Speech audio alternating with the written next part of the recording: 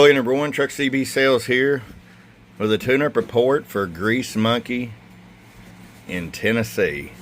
Grease Monkey, Santa says that you've been a good operator this year. That Santa is Budweiser.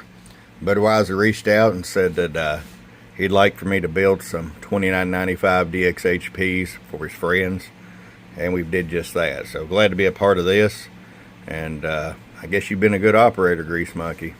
I've been knowing you a long time, though. I'd say you're a pretty good one.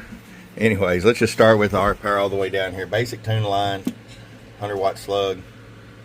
There's 5 all the way down. 60 all the way up.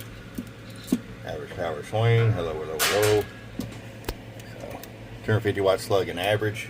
Low 130 bird. Peak power. Low 250 watts. Mr. Grease Monkey, this thing is ready to go. An early Merry Christmas present from Budweiser. Your friend Truck at truckcbsales.com. Bye-bye.